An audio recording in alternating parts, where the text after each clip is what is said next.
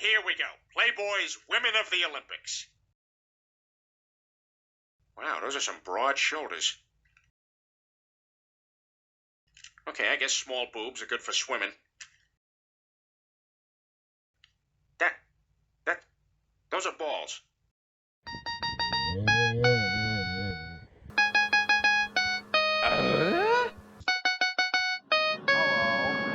Oh, we're gonna win this thing. Oh, we just lost. What? God, son of a bitch. The Last of Us is a game that I always thought never needed a sequel, and that it should never have had one. The way the ending played out so morally and ethically ambiguous made us question our humanity as a species, and if we can really find the will to sacrifice those we love most to ensure our survival as a whole. It was like something out of an amazing dark novel that ended with a single wonder. It has since been regarded as one of the greatest games of all time, primarily thanks to its excellent writing and characters. So when The Last of Us Part 2 was announced, I honestly wasn't really excited for it, and even less so when some major story elements leaked on the internet and everyone lost their shit. So I'm sure by now most of you already know all about it, so I'm not really going to delve too deep with the story, other than that the writing is all over the place in this one. Part 2 depicts the consequences of what happened in Part 1 and the violent repercussions that follow after. Basically, the whole plot of this game, at least in Ellie's perspective, is revenge. Literally, that's all there is to it without spoiling anything else. You play as her for most of the first half, and then most of the second half you play as a new character the game introduces named Abby. Abby is, well, she's a woman. Can't you tell? Yeah, she has pecs and biceps that, as a man, I can only dream of having in my lifetime.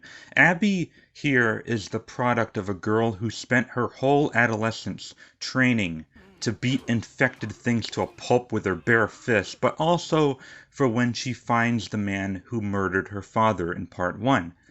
You can probably already guess who that is, as it happens very early in the game, and yeah, I too was fucking pissed when I witnessed it. As a matter of fact, I was so bullshit, I even did a live phone reaction of it. Over the course of the game, when you experience both sides, you come to an understanding of who they are and what they're doing, especially during each of their flashback chapters. And at least in that case, it does a fair job at it. I hated Abby less once I experienced her past as well as her loss.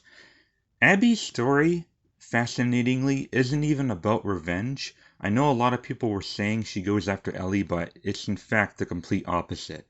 Most of Abby's story is just her dealing with some creepy religious cult and helping a couple of kids escape from there after they were deemed apostates and are now being attacked by both sides of this war between the cult and the WLF, which is what Abby is initially associated with. All this is fine. The biggest problem I have with it is the pacing. This game in general just feels too long, and a lot of chapters just seem too stretched out for no real reason. The game is about 25 to 30 hours long when it really should be no more than 20 hours, like the first game. Both of these characters do have an okay amount of development. Ellie is a lesbian, and she does have a same-sex relationship, which, for those of you select few who hate this game just because of that, then here you go. Don't let the door hit you on the way out of this video. Now, Abby suffers from vertigo, and she often has to overcome that fear. And despite her Schwarzenegger physique, she does have a boyfriend. Also, what kind of Naughty Dog game would this be without stupid fucking jokes in between? Whoa, this one's brain was the size of a walnut. No way. Looks like you two have something in common. Oh, good one. I think Shimmer's getting sick. What? How can you tell? She sounds a little hoarse. Oh, boy. Joel also taught Ellie how to play a guitar in one of the flashbacks. Now, every time you come across a guitar in the present, it lets you strum some tunes. And one of them is Aha's Take On Me. Take that, every other game except Metal Gear Solid 5 The Phantom Pain. Talking away. I don't know what I'm to say. I'll say it anyway. Today's another day to find you shying away. I'll be coming for you, love, okay? Take on me. Take me on. I'll be gone in a day or two.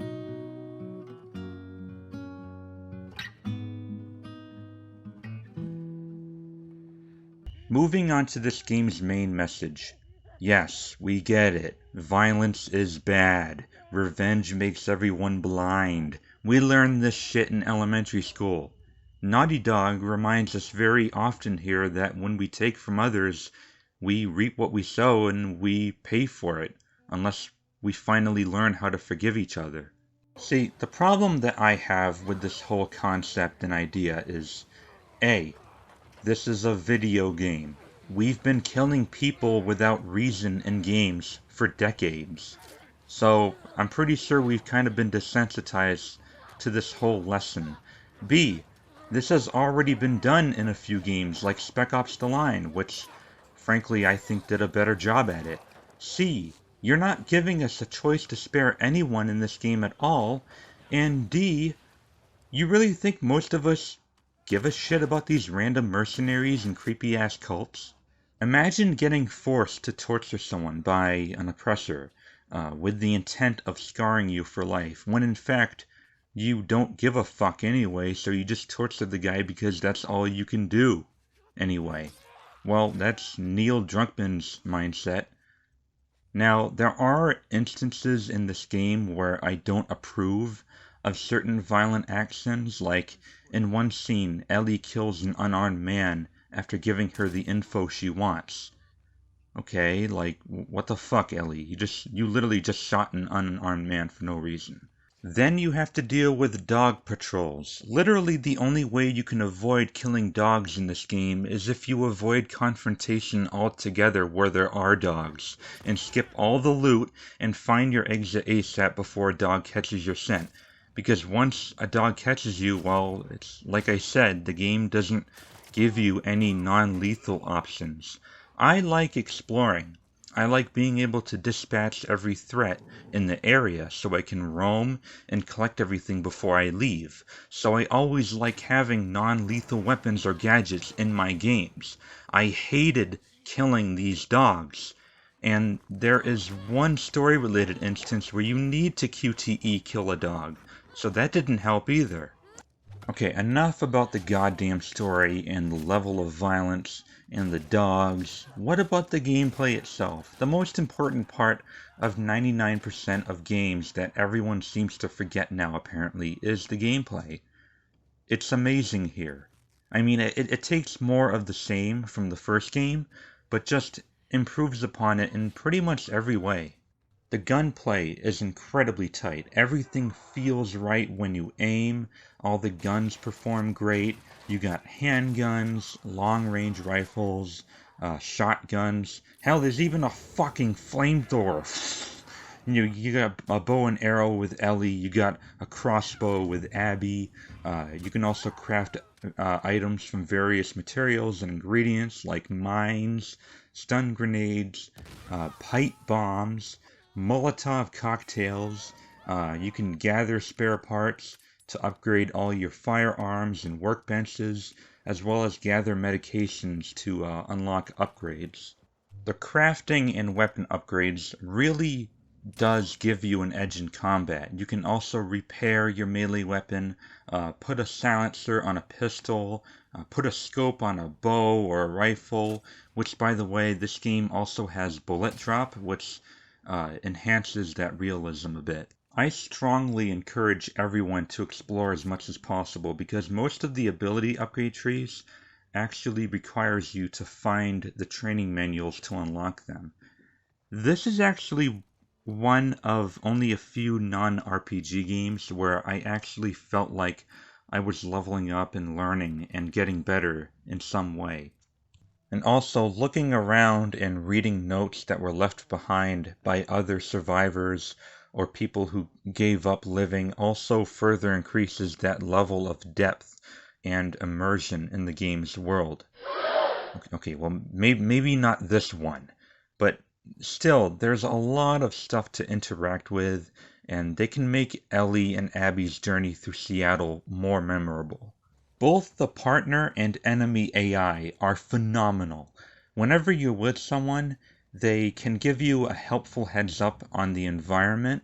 Like if an enemy is behind you, they'll say so and let you know. Or when you're both taking cover, they'll tell you to go flank over there. And enemies will also start flanking your position if you stay in the same place for too long. Both the combat and stealth mechanics in this game are fantastic, and my only complaint being that sometimes it takes a long time for them to notice you. It's stupid, and their peripheral vision is terrible. Maybe it's because I was playing on a lower difficulty. Hopefully they do notice you faster on the higher settings.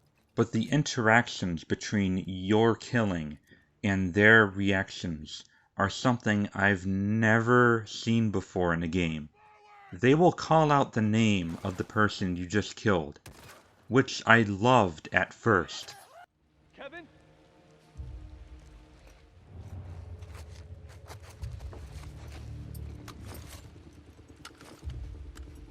They took Kevin out! Spread out, on the double. That is, until they started repeating the same names very often. Like, why are there so many guys named Drew and Pete?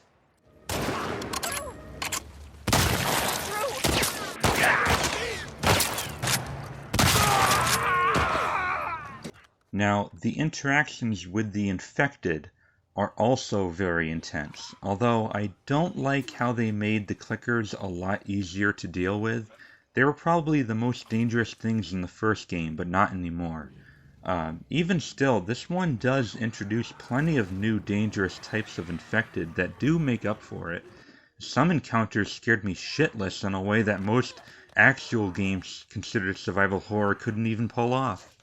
Atmosphere is what this game does best. It's intense as hell, and probably wouldn't have been if not for the excellent sound design and the visuals. The graphics are probably the best I've ever seen from a PS4 game. The facial animations are especially the most impressive form of motion capture I've yet seen in any video game. I think it just beat Hellblade, guys. It's insane. Actually, it's too insane. It's so realistic that it's just disturbing. And while the storytelling did fail to deliver, one good thing I can say I at least got out of it were some pretty awesome action set-piece moments and chases. It's a Naughty Dog staple, okay? It's predictable, it's over the top, yet it's still fun as hell anyway. The general direction and presentation of these scripted sequences are amazing as always.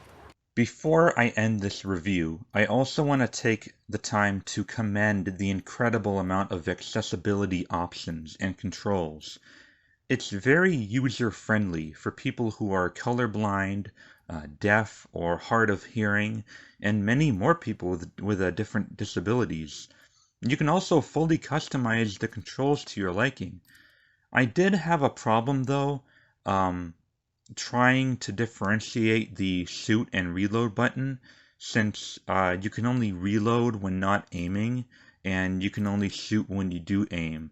And they kinda share the same button because of that. But aside from that, this is fantastic. And now it's time for me to give my final score for this game.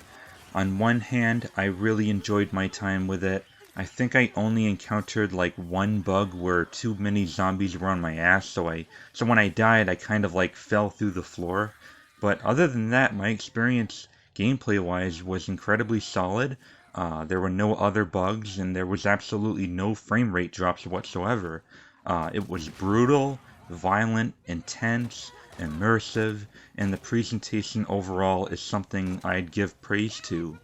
But man, that story and the pacing, the game feeling too long really hurt my impressions with it over time that near the end, I was starting to feel fatigued to the point where I didn't give a shit what was going to happen next and just wanted the whole game to finally end. I don't think any linear or chapter-based games like these should be any more than around 18 to 20 hours. At the end of the day, I think I'm going to give this 7 out of 10.